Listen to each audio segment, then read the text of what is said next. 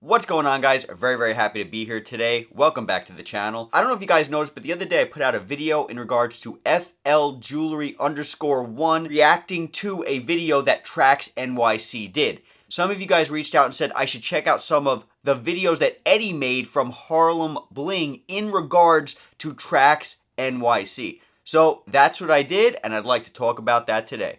Somehow I missed some of Eddie's videos in regards to Trax NYC. But I'm glad you guys pointed them out to me because they are actually very interesting. So something that I really appreciate about Eddie from Harlem Bling is the fact that he really doesn't mince words too much. He speaks his mind. And something that I really appreciate also is the fact that he doesn't edit his videos.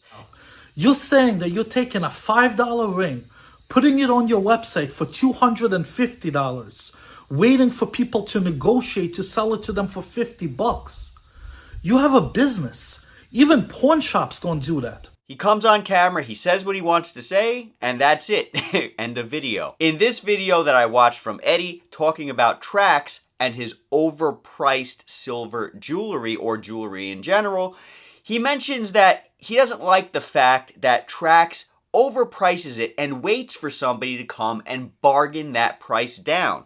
Oh, you're stupid enough? Yeah, pay $25. Oh, you want to negotiate? This is not a Turkish bazaar.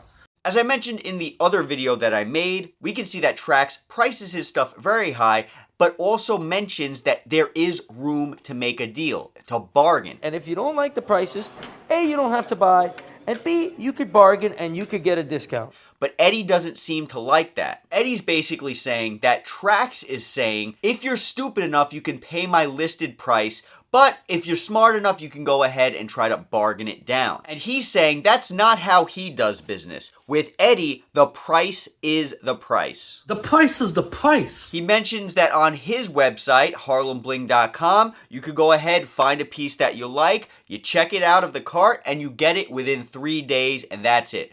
So what are my thoughts on bargaining and all that kind of stuff? Well, if you guys are over here in the United States, you guys know that bargaining isn't something that we really do here. Now, I don't know the nationality of Eddie, and I'm not really sure of the nationality of Max, okay? You can't just Google something and always get a perfect picture.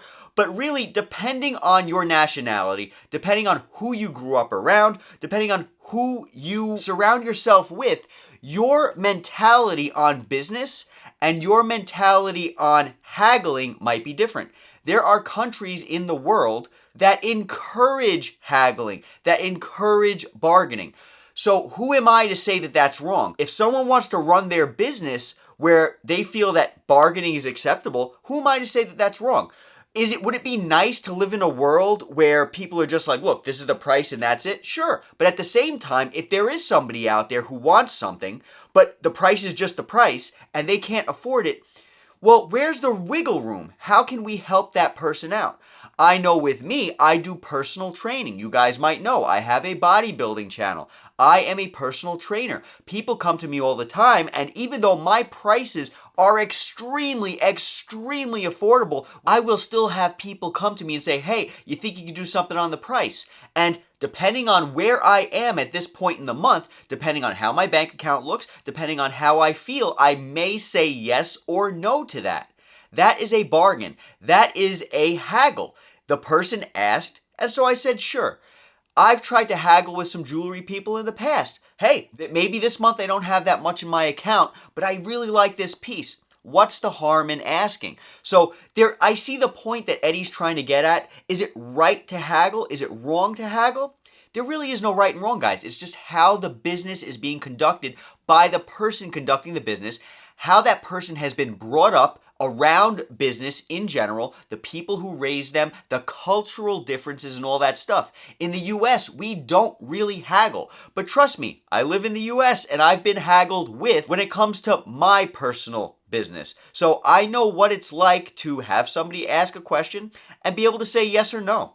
I kind of feel bad for Trax because he has an overhead.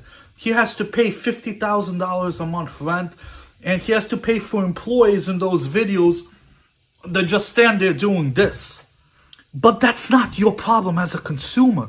Another thing that Eddie mentioned is that he feels bad for Max from Trax NYC because Trax NYC has exorbitant rent prices because he is in the Diamond District of New York City. Yes, absolutely. The prices are through the roof. He's got people to pay. He's got his packaging that he mentions in his video. He has all this stuff to pay for. Where Eddie's overhead is probably a lot less because he's not over in the Diamond District. But Eddie also mentions that that's not your problem as a consumer. As a consumer, you do not have to pay for your jeweler's Bentley. I can kind of agree with him, but at the same time, I can't. Because if you're looking for a certain brand of jewelry or whatever the case it might be, it could be a bag, it could be a hat, you are kind of at the mercy of the person who has it. So if they want their price point to be up here because they know that their margins are over here and they need to make a certain amount of money on a product in order to break, even or add this much extra to the business a month, well, I can't really fault them for that. So while it's not really your problem that your jeweler or whoever is charging you so much, at the same time, if you want that product and you want it from that specific person, well, then it kind of is your problem. You kind of are paying for your jeweler's Bentley because you are choosing to go to that jeweler. It's 25, 30 bucks. And you don't have to stand there like a gypsy negotiating the price through a live chat. You check out, you buy it, and you get it in 3 days. Now, something that I've heard many people say is that Harlem Bling has some very, very reasonable prices for what you're getting, okay? I've purchased some stuff from Harlem Bling in the past. I've done some reviews on it. And so I can tell you that their shipping is fantastic. Most of the time, their customer service is good. And you get the product, and if you have a problem with the product, you can go ahead and return that. And in the past, I have had to return some things, and it was no problem. So you get what you pay for, and if you don't like it, you can return it. So all in all, really no problem there. But a lot of people do bring out that they like his price point, they like Eddie's price point, and they feel like it's a good company to buy from. At Harlem Bling, this is actually one of the most expensive rings per gram we sell. Usually we sell silver $3, $4 a gram. Solid 14 karat gold, $45 a gram. And that's the same for all styles. You don't have to go and bargain. And so Eddie is not a fan of that bargaining. And that's cool because this is Eddie's business. He can conduct that business the way he wants. But again, depending on what that business looks like, all the expenses of that business, what you need your money to look like at the end of every sale, that's going to come down to the person. And again, I kind of like the flexibility, especially with a larger brand. Like, for example, Trax NYC is a larger brand than Harlem Bling. So because of that, you're going to have a lot more people who gravitate towards Trax NYC because they want the brand equity. They want the name of Trax NYC. They want people to know that I bought this from Trax NYC. And so because of that, it might not be attainable for everybody, but because Trax NYC is so maybe not attainable in some ways, they're giving you the opportunity to be able to attain it in a bargaining fashion. Imagine Walmart doing this. Imagine you go to Walmart and a pair of shorts is $300 and you have to haggle there. I mean, me personally, I would feel it would kill my ego. At one point, Eddie even mentions, imagine going to Walmart and a pair of shorts, you have to haggle for it. You know what I'm saying? And yeah, I can kind of understand the analogy, but at the same time, you have Walmart, you have Amazon, you have whatever stores you have out there, JCPenney, you got all these different places that are basically selling the same stuff at around the same price point, so you can shop around, and so it's more competitive in that way. You have more people selling the same or similar type of item for a certain kind of a price point. So really, there's no reason to haggle. But if you only had Walmart who sold one thing, and you couldn't get it anywhere else, and it was at a certain price point, and you wanted to purchase that, well, maybe you'd feel differently. Maybe you would welcome the haggle. You know what I'm saying? Does that make sense? It would kill my ego. Eddie mentions that haggling would kill his ego. Again, this is very, very cultural, guys. You got to understand that. Now, I don't know if Max from Trax NYC is actually dealing in the way he does business because of some type of cultural situation. But at the end of the day, haggling is a way of life outside of the U.S. I understand that we are inside the U.S., and it's very rare to haggle. But let me tell you guys, I have gotten haggled with plenty of times. When you sell something on Facebook Marketplace and you post that thing for $50, you know you're going to have about 40 people who come to you and be like, can I get it for $45? Can I get it for $30? Can I get it for, you're posted for $50. Can I get it for $49? I remember I sold a bike once. I put it up for sale for $200. That thing was an amazing price. And this guy haggled with me for like $4. And I kept telling him, no, I'm not doing it, bro. This is crazy. This is the price. This is the price. This is the price. Finally, I was like, there must be something up with this guy's culture. He was not American. I don't remember what his nationality was. And so he haggled with me for like $4. When I gave him those $4 off, finally, because I just wanted to get it over with, he was so happy. So depending on who you are, where you're from, what your nationality and your cultural history is, these things can really affect that.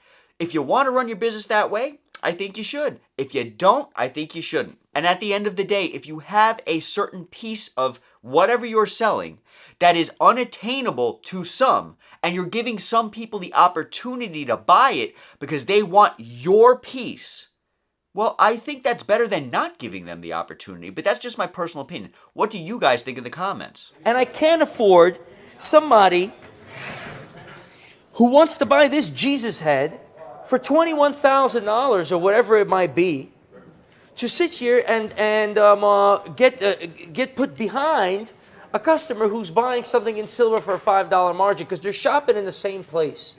So I have to provide the service that is available for $20,000, $15,000 pieces to even somebody who's buying a silver piece that I stand behind personally. So Max from Trax NYC also mentioned in his last video that he did that he has people who are purchasing items for like $15,000 and $20,000 at a time.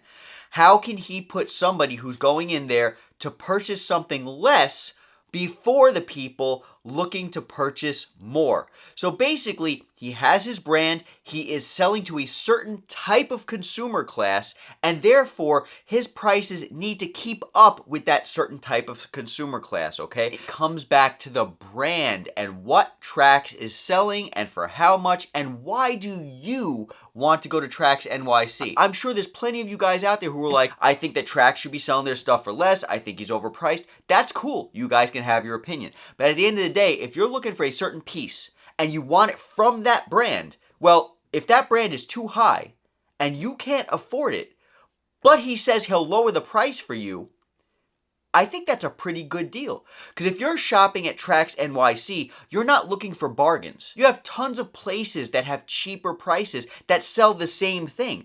If you're shopping at Trax NYC, you either just don't know any better or you want his brand. So that's my opinion on it. I'm not trying to side with anybody because I think one person's better or, I'm not getting paid off. I remember in a comment somebody said, oh, is Trax paying you off?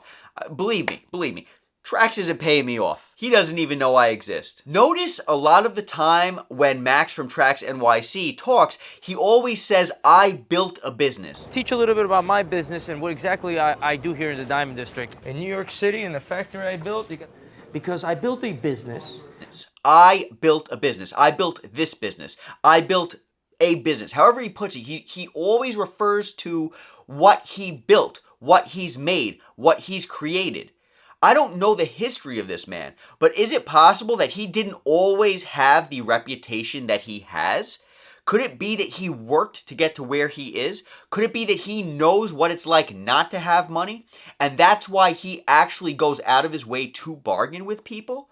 Could it be that even though his prices are absurdly high to certain consumer classes, that he gives you an opportunity to be able to afford it if you want it and aren't of that consumer class because he was once of that consumer class? Is that possible? I think it might be. He built this business. He's proud of the business that he built. And you could live chat with Carlos and say, hey, Carlos, what's the best deal you can do on that? Why is it that a lot of people you can't haggle with? Well, I would go out on a limb and say that if every single store had live representatives servicing you, it's very likely you would try to haggle. For example, I bought some sleep powders the other day because I was having some trouble sleeping from a website that I found online. Service was great, prices were good, but I went out of my way to Google to see if any of those supplements had any coupon codes that I could use for that company. I ended up finding some coupon codes, like $10 off, something like that. But they had a live chat feature. So what did I do? I hit up the live chat and I said, hey, if I purchase your supplements from you, is there any way you can give me a better discount than what I found online? They said yes. They went ahead and gave me a bigger discount. Did I bargain? Did I haggle? Yes, I did. Did I feel like a schmuck because of it? Did I feel like a loser because of it? Did I feel like how Eddie said he would feel if he were to bargain at Walmart?